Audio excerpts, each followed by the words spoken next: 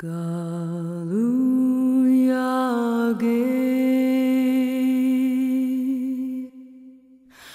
galuyage.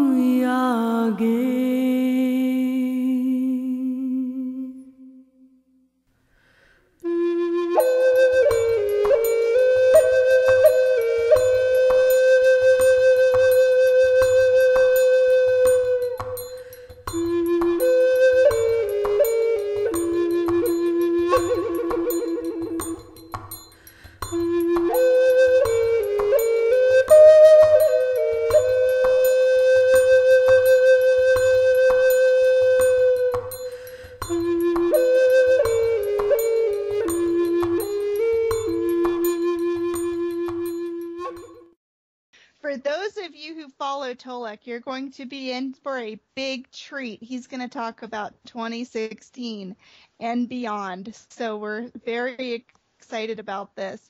For those of you who aren't very familiar with Tolec, he's someone to watch because Tolec is an Earth human representative of the Andromeda Council, an intergalactic, interstellar, and interdimensional governance and development body of aligned, benevolent, star systems and planets of sentient, intelligent life for worlds in both the Milky Way and Andromeda galaxies. Right. Wow, that's a mouthful. It is. Here on Earth, they are collectively known as the Andromeda Council. In deep space, where they function, the various member planets, ambassadors, and other delegates simply refer to it as the Galactic Council. So this council has named our guest today, Tolec. Tolec from Dagote is what a lot of us follow him on YouTube. Tolec, welcome to the show. I don't want to give too much background because I can't wait to talk to you. Christina, it's a pleasure. It's good to be here. You're a great lady, and I'm happy to be a guest.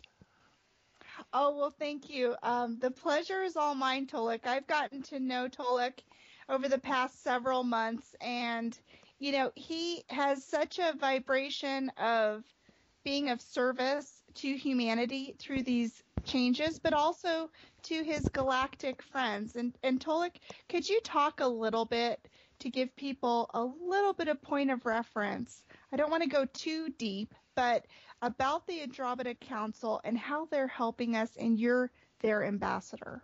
Sure. Okay.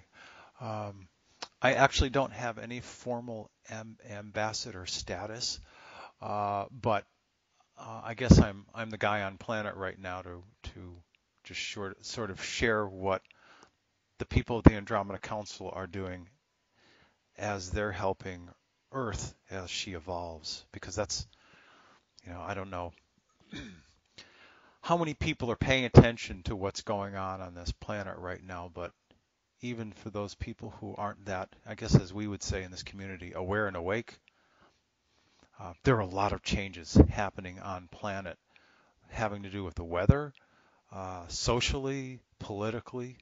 I mean, as an example, and I know it may not be a great one, but if we think back to, what was it, the 80s, when a guy by the name of Ross Perot, a businessman from Texas, was an almost laughable entry into the presidential race. And I'll talk about this later, actually, in some detail, in terms of what I know about it. He barely scratched the surface in terms of reaching people. Now we fast forward to the year 2016, and a guy by the name of Donald Trump, sort of brash real estate developer, New Yorker, has captured a lot of people's attention because, among other things, he's outside of the political process, and he's got so much money that he doesn't care what the people in the two-party systems have to say. Now, he may be registered as a Republican, running as a Republican, but the system, there's no cause and effect on him. He's pretty much outside of it. And that's in terms of how he's shaking things up. Yes. And anyone who can shake things up and throw some truth out there in this crazy propaganda-laden world. Right. In the system, this welcomed political, by me. Yeah, this political process, this system's been in place for years and years and years, and it's my humble opinion that I don't think that this system serves the people of the United States anymore. That's for sure. But so we've got this guy who's an outsider coming in, and he's just, he he may not be the right person for president, but he's making people, sit up, stand up, and make a different choice. To know that there are different choices out there. And isn't that the key for people to just, make some different choices to turn things around? Oh, absolutely. Yeah. There are so many things that are dysfunctional in our society, here in the U.S. Boy, we need changes in so many areas. I said I would make mention of what I know about the presidential race. I'm going to, again, make a reference back in time. I've been playing tennis most of my adult life, probably since I was 22 or 23 years old. So that's 30 years. So in any case, back in the early 90s when I first moved to Tucson in I think it was the spring of 94, and there's a direct reference to this story. One of the guys I was playing with, there were a number of guys that were primarily in their late 60s and early 70s, and I was at that point I was in my 30s. I was the young duck in the crowd. And during a break, we had a variety of conversations, and this one happened to be political. And there's a man by the name of Jack Murtha. He was with the State Department during the Vietnam War era. And he said, and he said my first name. He said, "Don't you realize?" And he was very, very serious when he said this. Don't you realize that Jack Kennedy was the last freely elected president of this country? Now, keep in mind, this is the springtime, either late spring or early summer of 93, 94. I think it was 94. And he said, "Excuse me?" He said, "When they killed Jack Kennedy, he was the last freely elected president. And every other president since then has been appointed." And I had a degree in political science. I thought that the process was worth something. And to find out that the powers that be have basically allowed the presidential election process to continue, even though it's a complete fraud, I was angry at that moment that I heard that information. I was livid. And it's been perpetuated ever since then. Even Bush 1, Bush 2, Obama, they've all been pre-selected and chosen.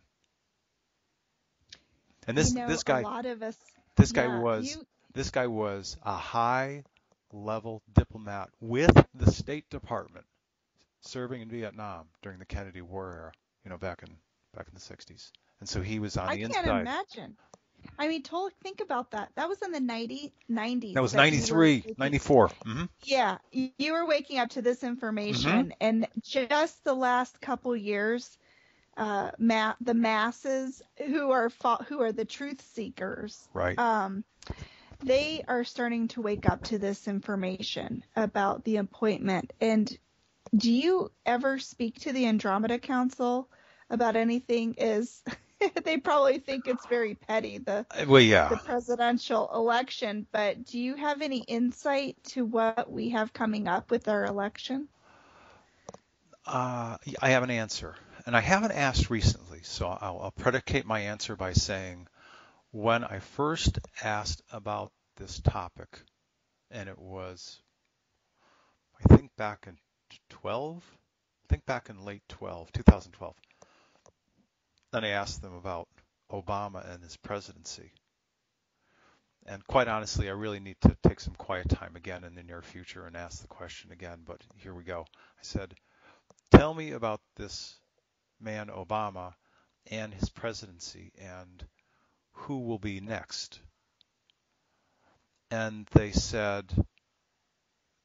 essentially said this man Obama will be the last president of what you now know as the United States.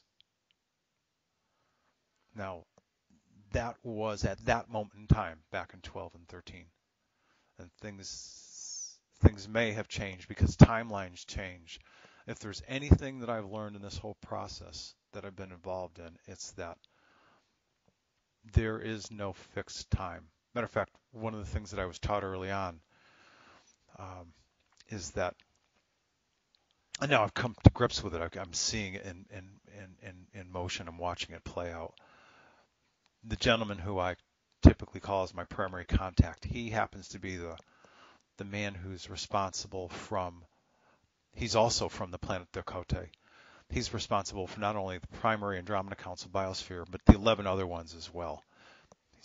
His rank is that of a commander. And he said, think of what you call time, and he gives a lot of information, things to me in visual imagery. So he showed me this like a highway system. So there's a primary highway going down the middle of the road, if you will, and there are like 12 lanes on the left and 12 on the right.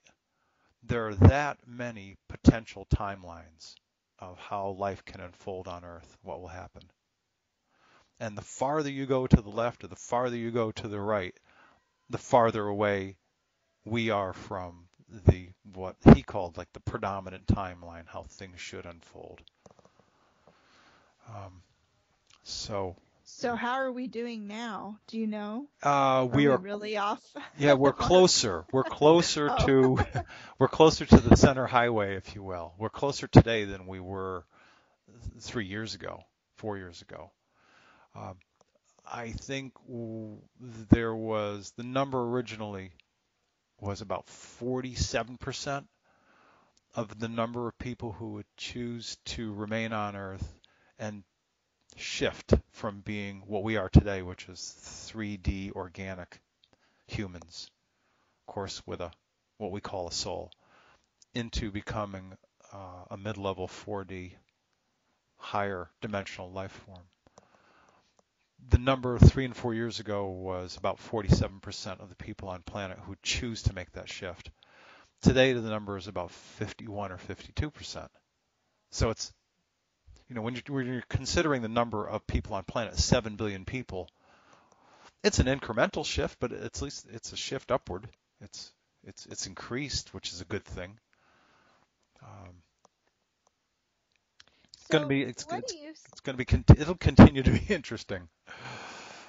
Yeah, what do you see, or what have you found out about anything that's coming up maybe in the next 3 to 6 months? Have they talked to you about anything to be aware of?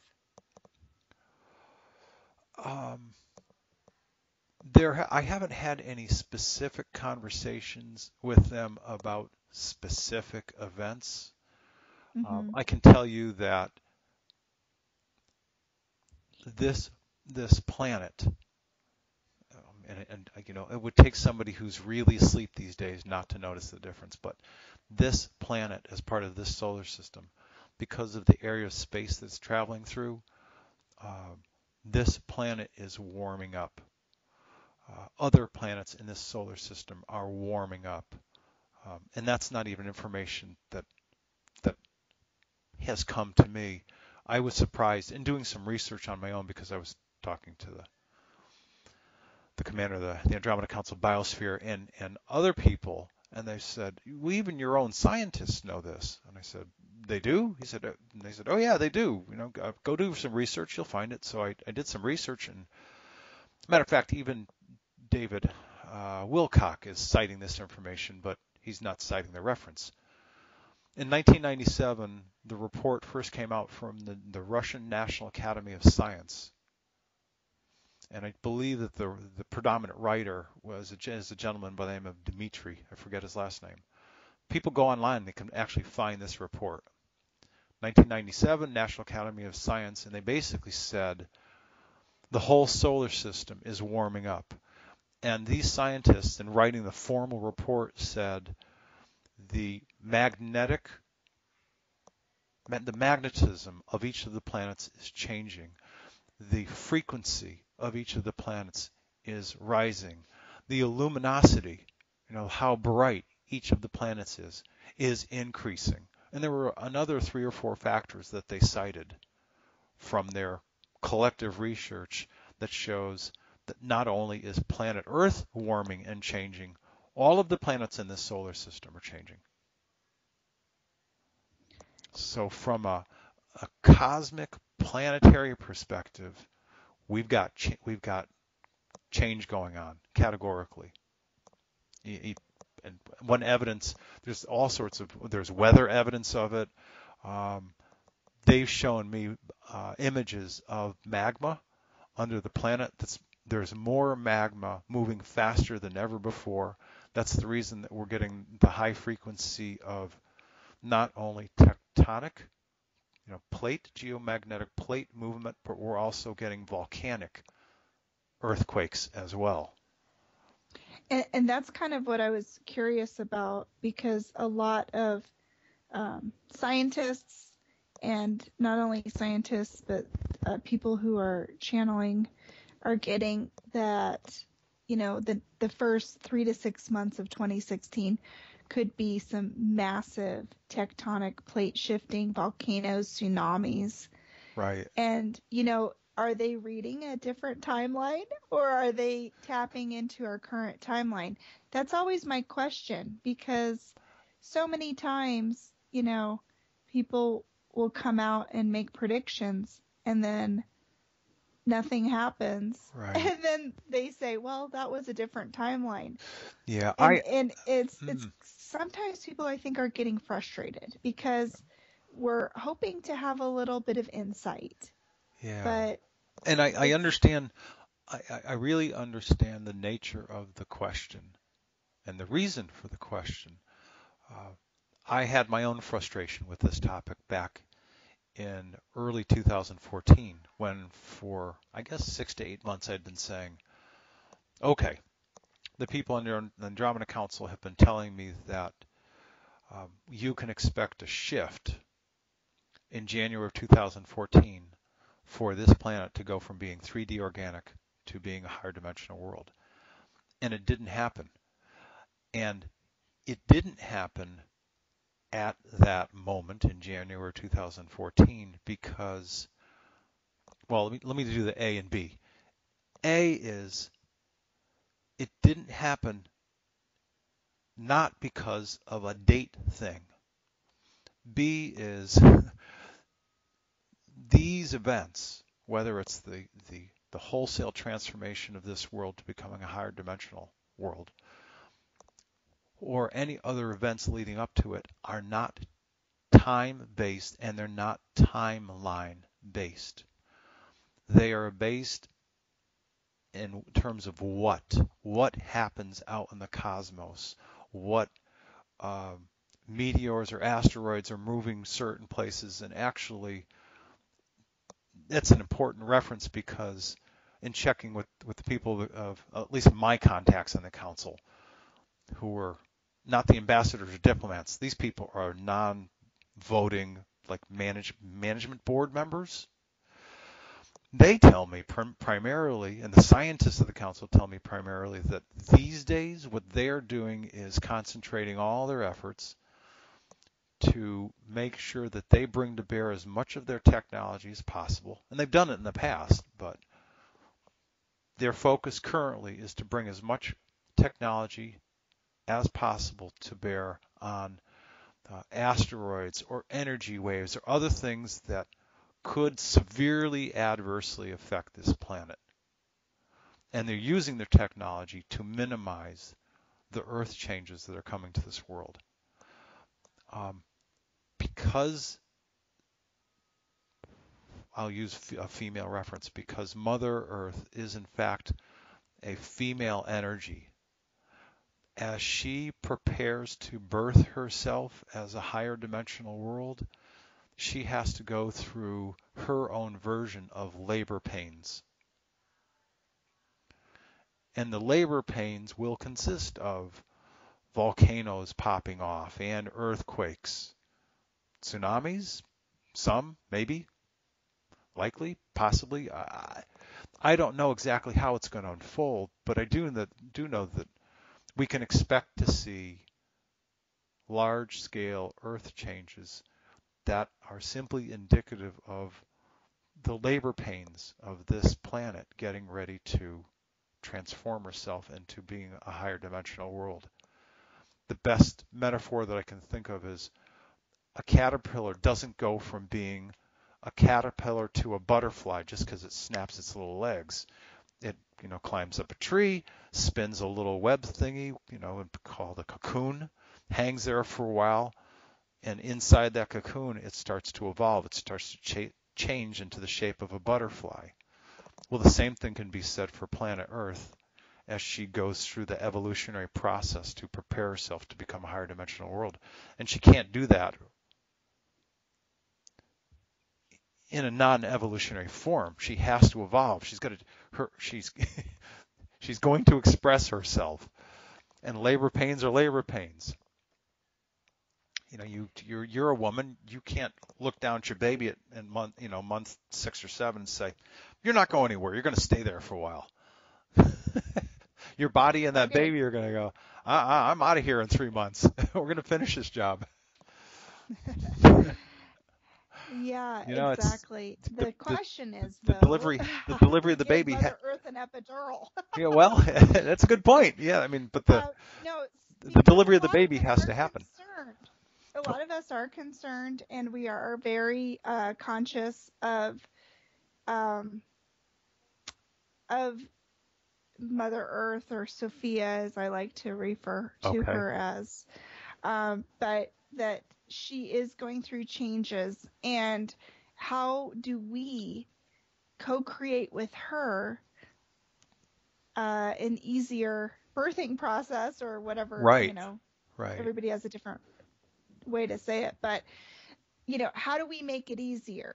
And I think a lot of times people look to people like you, who are out there representing the Andromeda Council, or whoever, your contacts are. Sure. And people want to know, are you given any insight where we could co-create together a different reality, and any different information than maybe just, everybody says get in the heart space, and yes, and, be kind to each other. We know that, and we're working on a lot of that. But are you getting any information that might help people through this journey? Because we're all in this together. So yeah, I appreciate any guidance that you're getting. Sure. My guidance is likely going to be unique to me, who I am as a person, in my experience on this planet. Because quite honestly, this is my experience. I can't speak to what other people are saying. And also, quite honestly, I don't listen to what other people are saying, with exception of Alex Collier and Mark Kimmel. And I say that because, as you know, Mark has had a lifetime of contact with people from the Andromeda Galaxy. Alex Collier is very much like my predecessor because he was speaking with people from the Andromeda Council. So we chat. The three of us individually chat with each other, and we kind of compare notes. But I don't listen to what anybody else has to say. Just kind of lay that as a foundation. Now, to answer your question, the first thing that they've taught me to do is, and these are in no particular order, but the first thing that I've been taught to do, and I've chosen to learn to do, is to stay in my heart space as much as possible. How can I do that? Well, I can do that by spending as much time as possible in nature. You live in an incredible part of the country out in the west in the mountains. There's a lot of nature that you get instant access to. I've spent a lot of time in the south and the southwest, and so there's some incredible nature that you can get access to. And that's valuable because the vibration and energy of nature, they've told me, they being the council, has told me is the same frequency and the same vibration as love. And therefore, the more that each of us can stay in a heart and love space, the easier it is for us to stay balanced and calm during any changes that are coming up and or any other situations that are disruptive. The most important thing is to stay calm in any situation.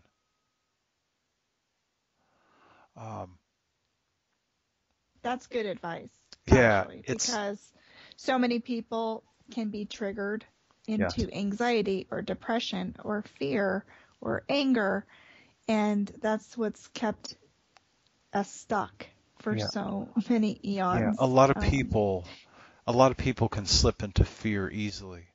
And I was having this conversation with my girlfriend recently, and she had helped someone who needed some help.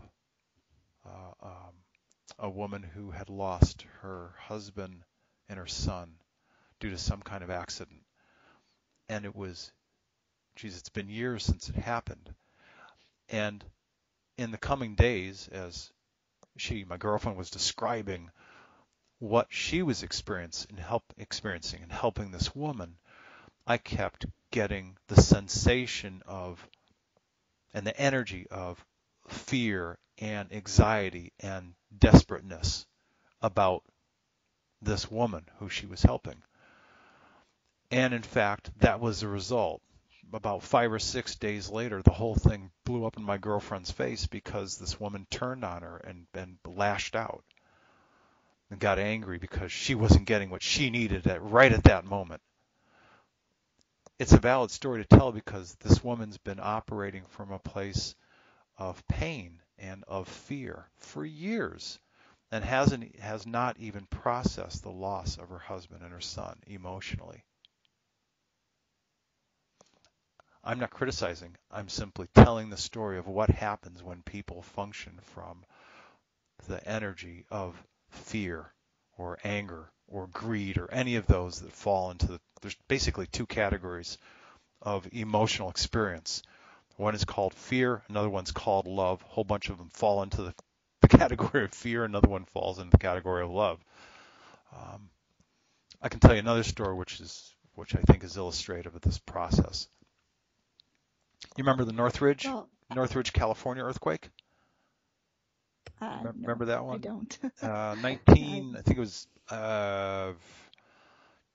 it was probably in the early 90s, I believe. I was out in California. I happened to be in Northridge when the quake happened. And it's a long story, but the really short version is I turned to this buddy of mine. The two of us were in a mall, and this crystal chandelier crashed down to the floor. The floor was rolling, literally. It was rolling. It felt like another metaphor. It felt like 4 cement trucks had hit the building at the same time. And so there's women and children running around screaming everywhere. The chandelier falls. It's bedlam inside this mall. And I look at Jim and I said, you know what? We need to get out of here. And there was a door about 30, 35 feet away from us. We walked over to the door. We opened the door. We walked outside. Right during the middle of a 5.1 earthquake in Northridge, California. So there was no fear in that experience at all for Jim and I. We just said, okay, this is what's going on. This is what we've got to do.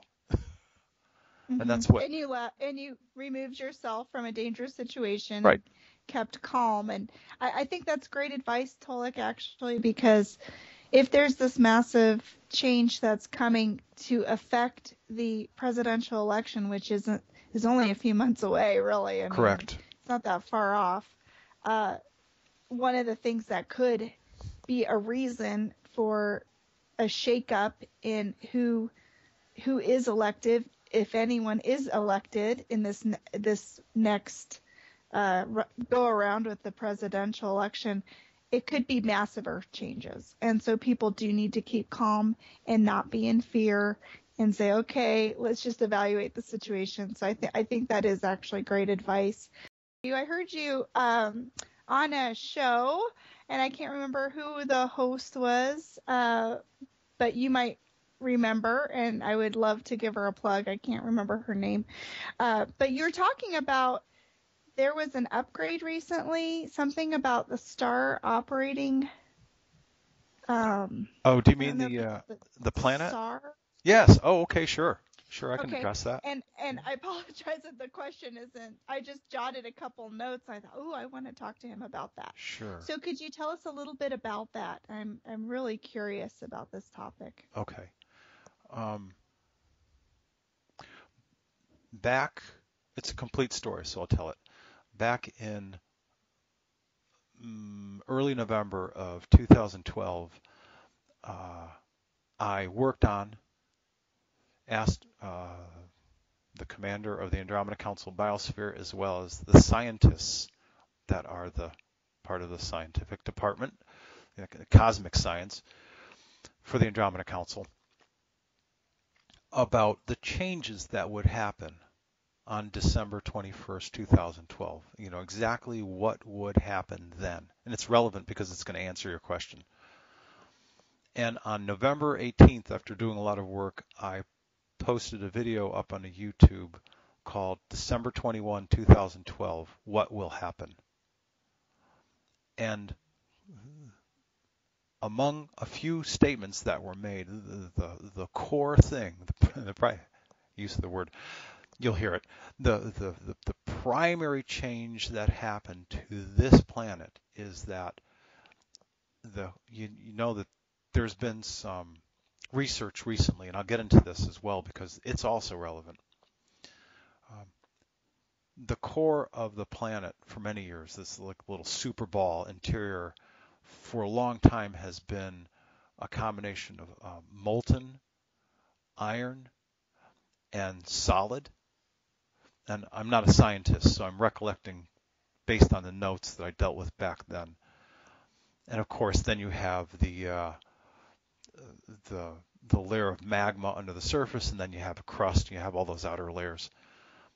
Well, on December 21st, 2012, what the scientists told me was going to happen, and in fact did happen based on their data today, is that the inner core of the Earth changed from its iron nickel molten form to like an electric blue plasma.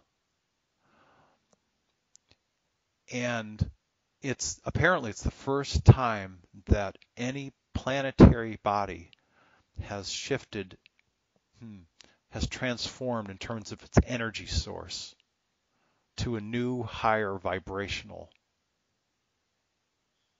internal energy source, which is this, and they call it SAR. And they called it SAR because it's so close to that of being a star. So they were trying to use a play on words to have me get it, and I did. Interestingly enough, about 6 months, and I could go to the quotes, but I've talked about this quite a bit, so I've got most of it handled. About 6 months after December 21st, 2012, in June of 2013, and then subsequently for a few years in a row after, including recently this year, Linda Moulton Howe, in conversations with a gentleman who's, I believe, a geologist working under a contract with the DOD at a base in Utah. She had been doing these interviews with this gentleman, and they were exploring why the planet was making noise. And there was evidence that the vibrational frequencies that were coming from the core of the Earth had evidenced change of the core of the Earth, and they can't figure out why it's happening. And these interviews have happened all of 2013, 14, including through 2015, where Linda Moulton Howe has spoken with this gentleman under contract with the DOD, other scientists, physicists, astrophysicists, including a woman by the name of Ariana, who's a postgraduate doctorate research scientist at Stanford University. And she essentially said the planet's core, the inner core, has warmed up to the point where it's, and I'm paraphrasing, it's about 11,000 degrees. They said like the kind of outer core of the inner core is about 10,500 to 600, and then you go to the inner core, so she said, and it's another 500 or 600 degrees. And again, I'm paraphrasing. So she said that's as hot as the sun. It's unprecedented.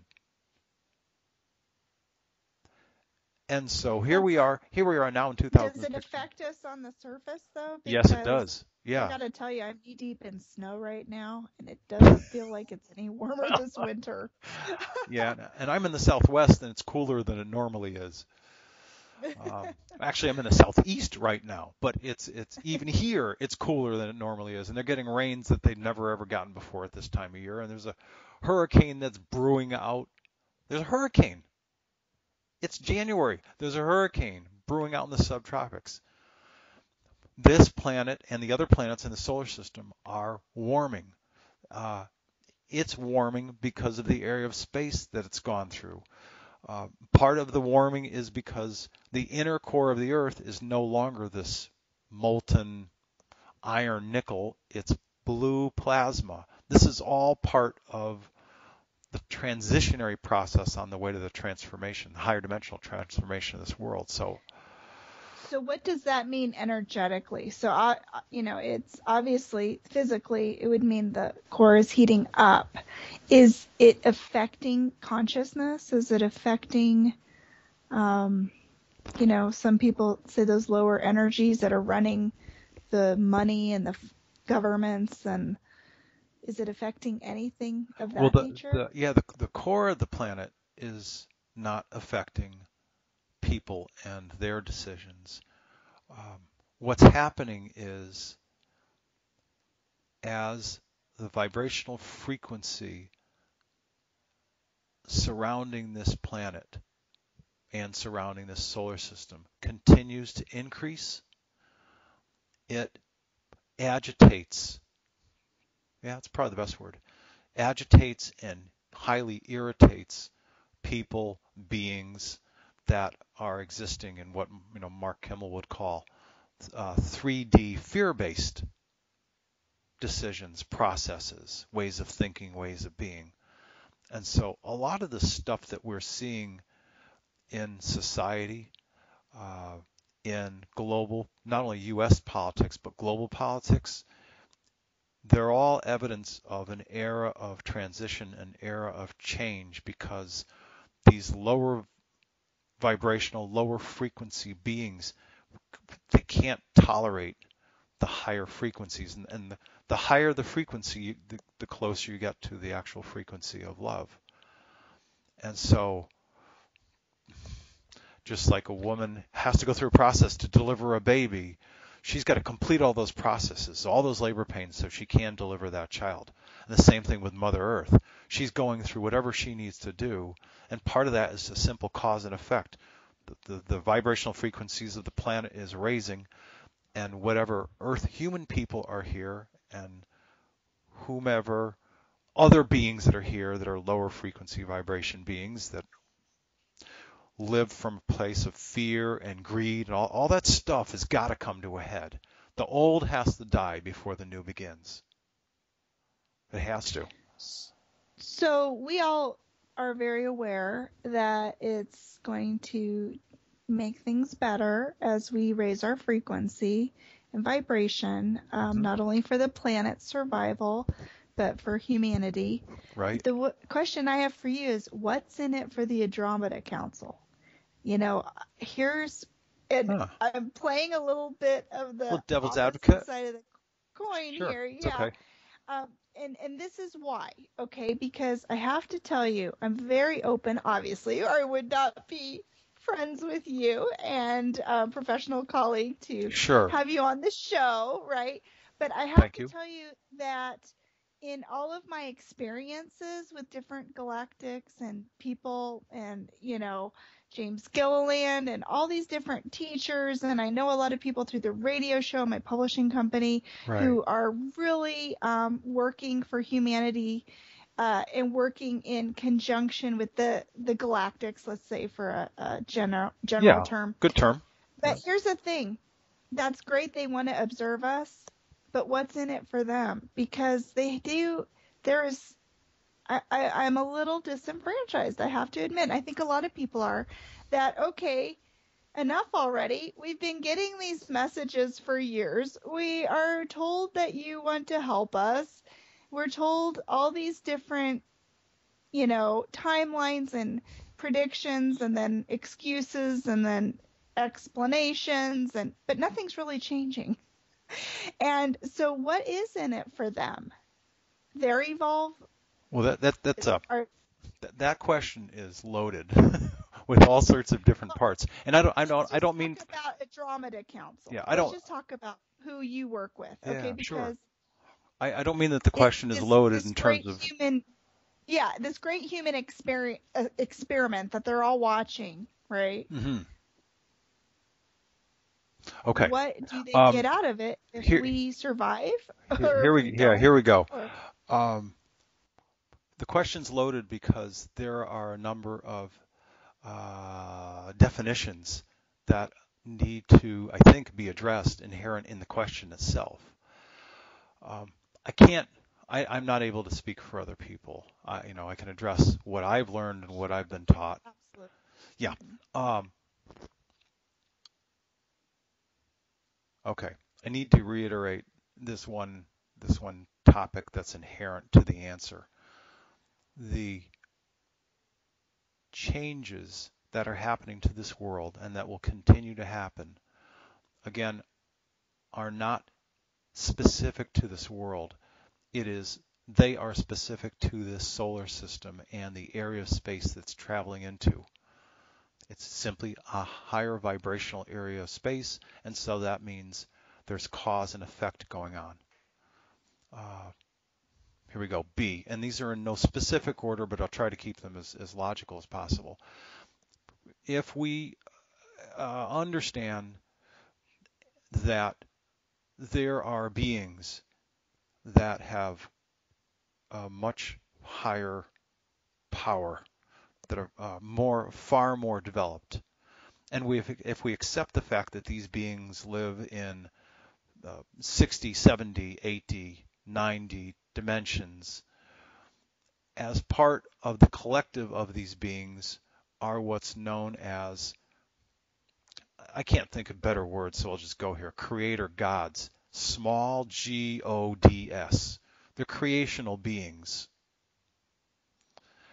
And they have, I have to use words that we know, but I don't always have a vocabulary for.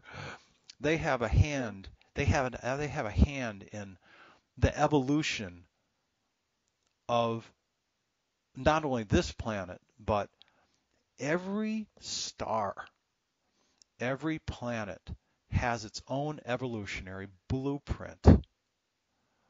And this is the era of change that this planet and the people who choose to stay here will evolve from 3D organic into being full-time, at least initially, mid-level 4D, fourth dimensional beings.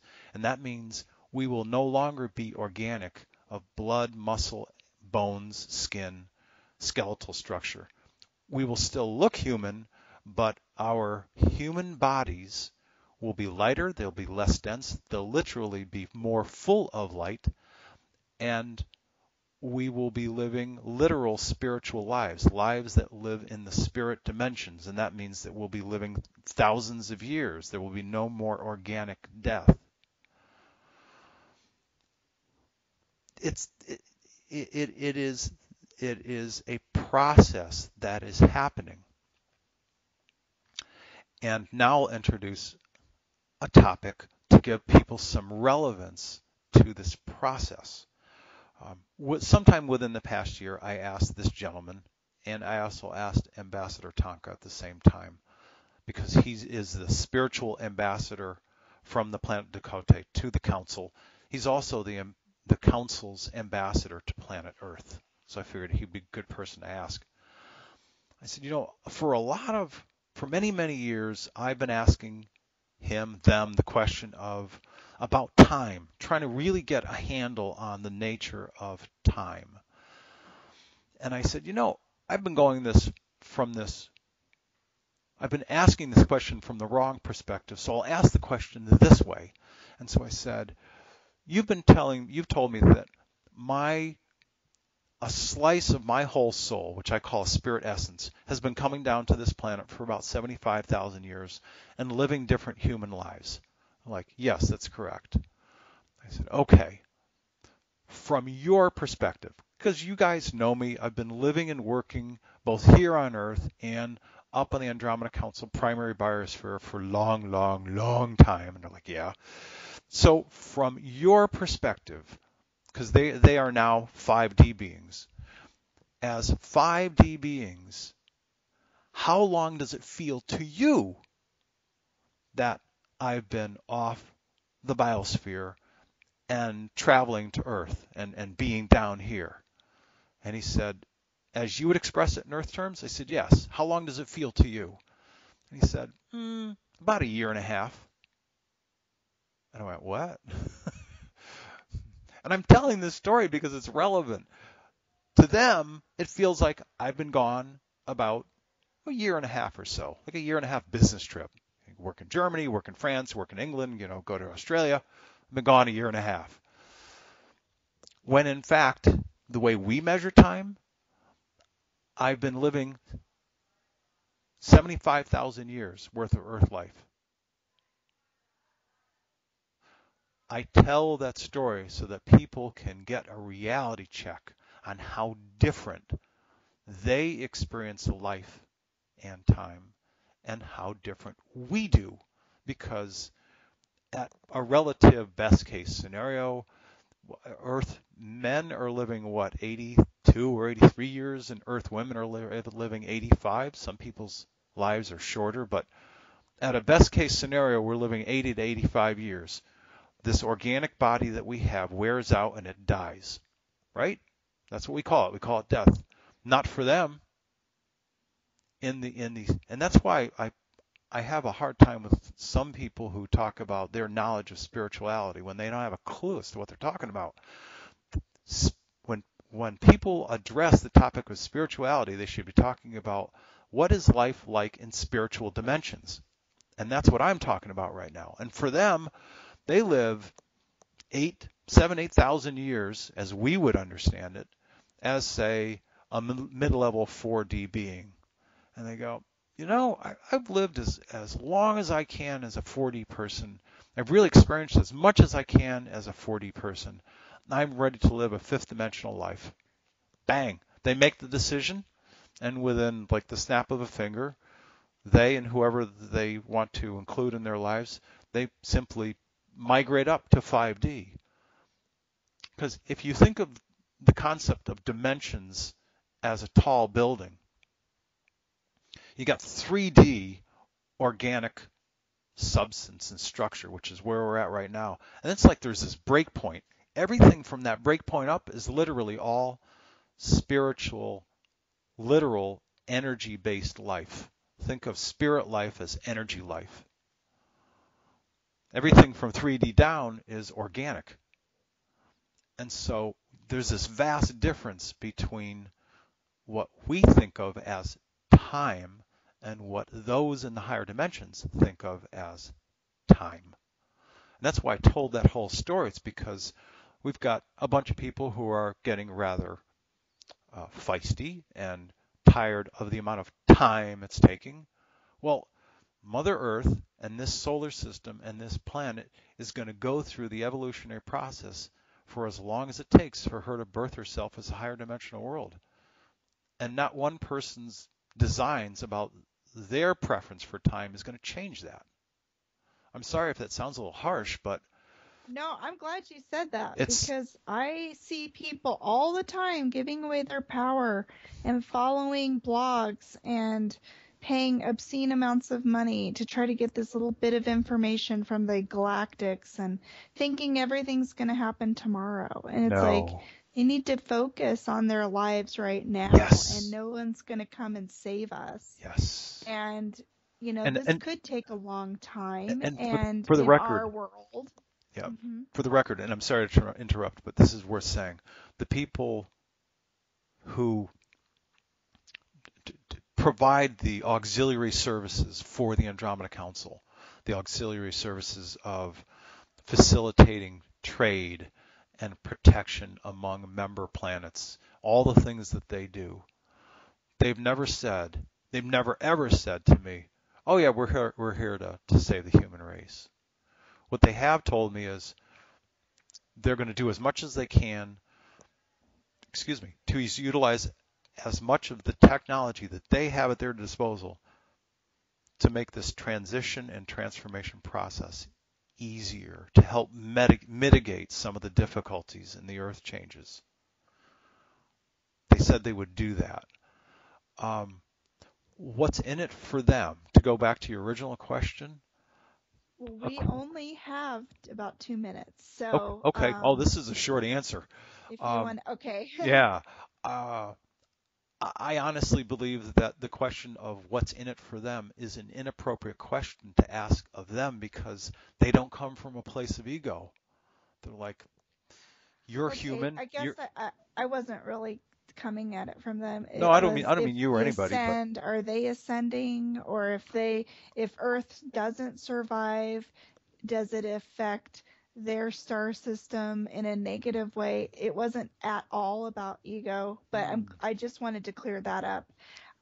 Sure. But this has been a really fun conversation. We'll have to continue it and have you on again, Tolec, because I think we could talk for hours. I just am having a blast with you, and so glad that you were able to make it today in your busy schedule. Really quick, do you have anything coming up you'd like to tell the audience about? Oh, sure. Or how to contact you? Yes.